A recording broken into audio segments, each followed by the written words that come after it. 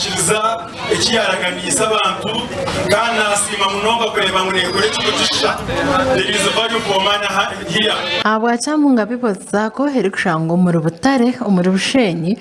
kubecho kureberaho izindi zikakorataho ente ziri kwikaba na mushanju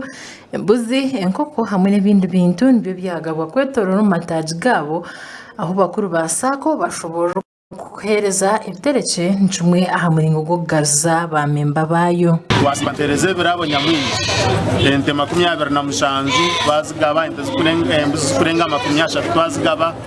nebirabo nyamwingi ibitereke nyamwingi kandi oguno muringo go garuza ba members bita habwo kuba chaps mazire myaka 2 na mushanju tangiye na ba members biteje myaka yona so teka ngu okubagaruza turukwendero mwaka nkogu nabo bakariye cyo chikuru bari kumanya chaps ya nabo nebere nsonga nkuru. Paul Kahiji chairman wa bodi nashobora kushitara komaho agaza ba member kuyahonka sako bakwatanisana ba member bayo kujaguza inakunkuru kugira ngo ba member bitu nubwo baguzere mugabo ide yabo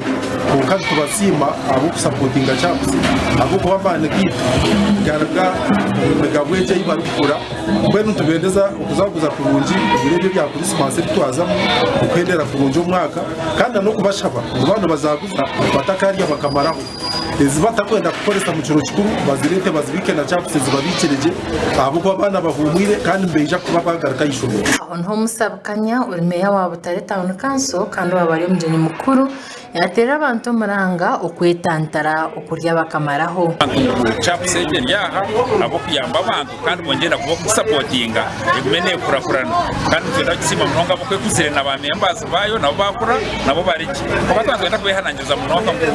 turutombiro kuru nabo batunge biterekeye ibintu harumwente na nembusi na nebindi twatwagambire batakaba bo kubirga mu ciro kikuru kawo abo kwensite komisoberi te komacho kikureki abantu bakitaga gukora na nentunguka kitaka kubaho kandi abantu bakakorakorana abo kugira ngo musinje mukuru gw'ekibina cyabiko guze gube mugabo Barbara Nankunda orichitunzi hamwe na general manager wa SACCO aho muranga ugubatera ba member ba SACCO emugabeji ahabweji emugabo hati ba member bitu bari mwenda ubundi kumva mu nkiko tuteza tugera ngo twena twongere magoba agemugabo ntuta kwongera amagoba ga savings ko kandi kuburyo mugabo kwawe ojoto mutara kwanje ko teko chaps hatiya nifuna muki apana numucumanya ku chaps eyusure nega bura burumaka erubahereza amagoba omugabo yani amutuma noboro ina donsa ndi ko gesente nyinji omuzi weekend ngai chaps akwa man tugini mubaze twesiga na billions za 5 mu savings mwabesigana billioni 11 omushare capital kandi twabesiga twabahereza loan za billioni 5 aho ntabanyamugabo basimira SACCO butaremura utiriho no kutera abantu muranga na mnonge mnyeto obutarerengaro natongo ubwo yine enyena kuraga gasha kwa Gerard Tugume abwa tayari wesito mu Bushenyi.